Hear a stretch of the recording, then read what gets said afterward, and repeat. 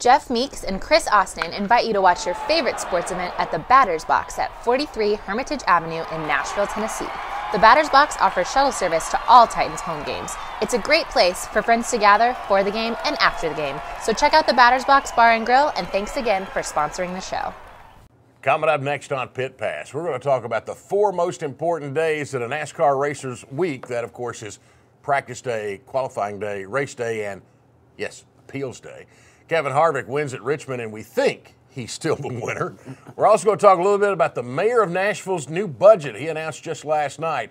There's some interesting things there, and we'll close out talking about Highland Rim and local racing. All that coming up with Larry Woody next, right here on Pit Pass. From the family grocery hauler to fire-breathing racing engines, the one name you need to know is USA Motor and Machine, located at 51 Cleveland Avenue in Nashville, Tennessee. Give them a call at 615-726-3725 or at usamotorandmachine.com. Talkapolis, the social media TV network for your city.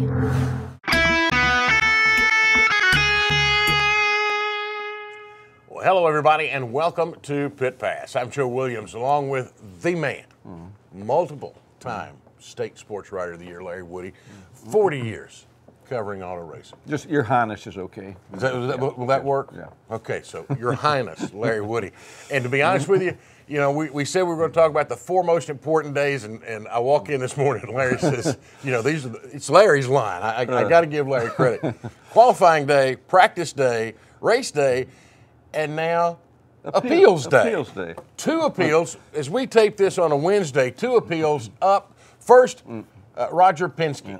And pretty big appeals, both of major. Penske and Gibbs. I mean, we're talking about crew chiefs being fined and just suspended. They can't be around the track, work with the team. Those are big. The monetary stuff, that's not too big. Roger Penske and Joe Gibbs, they can get the $100,000 or whatever they need under the sofa cushions. But it's pretty big from the crew chief's standpoint, Joe. And you're right. You said we won't know for sure if Harvick won the race at Richmond Saturday night. They're not going to take wins away, but for Penske and the Gibbs operations, those are pretty substantial penalties. And again, I guess a lot of people, including Roger and Joe, are holding their breath to see what NASCAR rules. I think they'll lessen the penalties. I think the penalties, some of the sanctions will stay, but I think they might lower them a little. I agree with Darrell Waltrip. I think both of them were a little severe. You don't give somebody the death penalty for jaywalking, and that's kind of what happened, I think, in both cases here.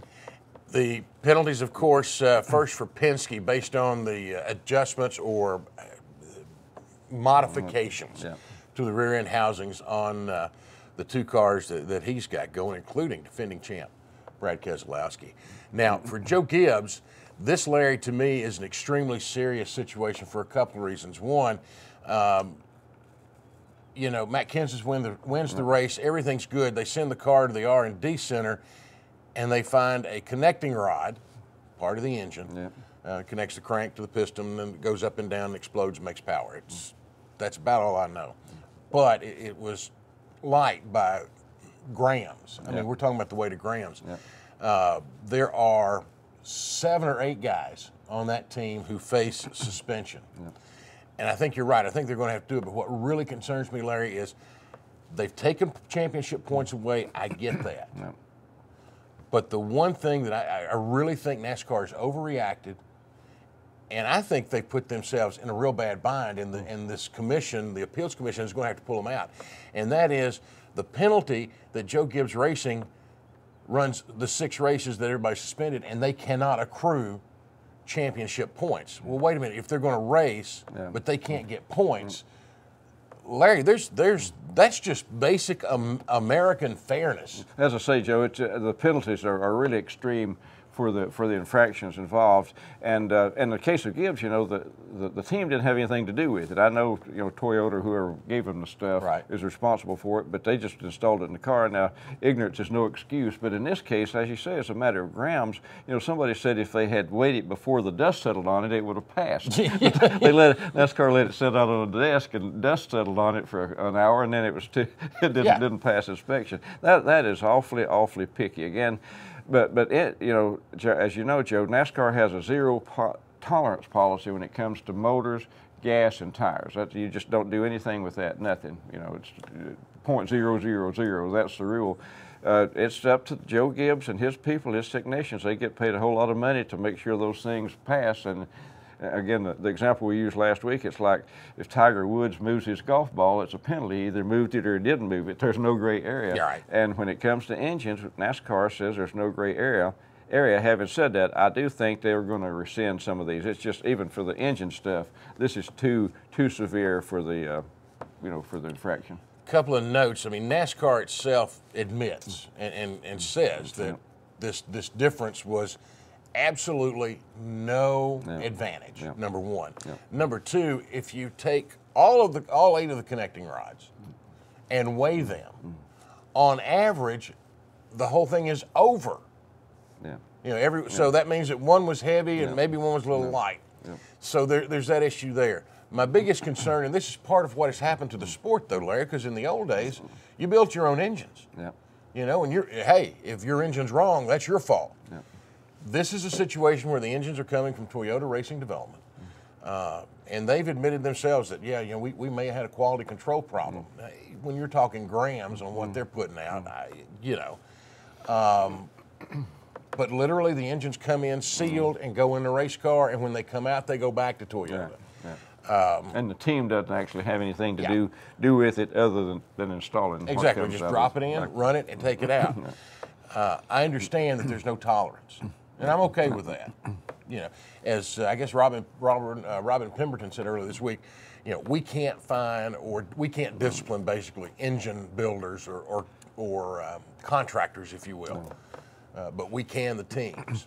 Because they use the part. Exactly. And that's the bottom line. It's their responsibility to make sure the part. And we've seen this out at the fairgrounds and other places, where people would install, for example, the crate engines, crate motors, and something that would be defective or wouldn't meet approval, wouldn't meet spec coming out of the factory. And the racers would say, look, all I did was open the box and put it in my car. How can I be held responsible? Well, they were, and Joe Gibbs is, and again, in the old days, you're talking about building your own engines. I remember Cuckoo Marlin once, Joe got caught at Daytona. He had used too much baling wire and duct tape.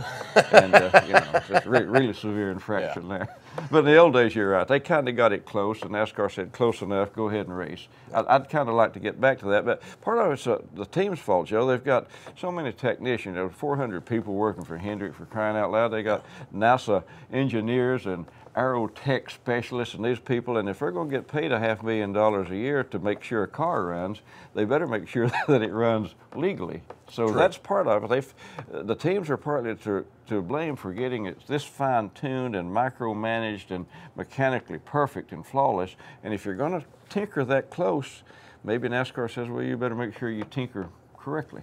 I wonder if some of this, and I get this second, third hand. I'll go ahead and tell you this, but I have some sources close to the situation down there, Larry, who says that there's some real issues inside the building on Speedway Boulevard in Daytona, and that it's beginning to be those that are inside the family and those that are outside the family, and there's some it's not this, it's not the mesh now, it's more and more of this, and that for the future of our sport could be disturbing. And I wouldn't be surprised, Joe, if the discussions that they're having there are not the discussions we're having here. How much is too much? And the kind of a philosophical difference. Kind of which way is the sport drifting? And I've had these discussions about the local racing. My position on local racing is these aren't cup mechanics. They're not being paid $500,000 a year to build a late model cars out at the fairgrounds or Highland Rim or wherever. Give them some leeway there on these. Now with the cup stuff on that level, I'm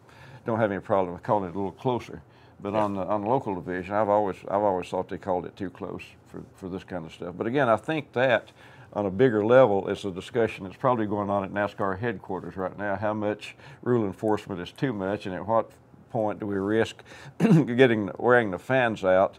Because I don't think that's been a problem on local racing. Fans would sit out there all night on Saturday night, get up Sunday morning, we'd have a story in the Tennessee that Terrell Davis had won the big race at the fairgrounds, and 2 days later we would have a big story saying, no, Terrell didn't win the big race, that Joe Williams got it by default when Terrell's engine was disqualified. It's not that bad on the NASCAR level, but you're right, when appeals day becomes maybe the highlight of the week in the NASCAR news, that NASCAR's got to do something to rectify that. Well, you'll recall, the first time we met 30-plus years ago, we were both standing outside the old bullpen at the fairgrounds waiting on Sterling Marlin's engine to be torn down at 12:30 in the morning. Yeah, the race has been over 3 hours, and we're still trying to wait to see who won it. Who won it? So, yeah, that's really bad for local fans, local division. And again, NASCAR is not that bad. Fans don't have to hold their breath for 2 or 3 days to see if Kevin Harvick actually won the race Saturday night at Richmond.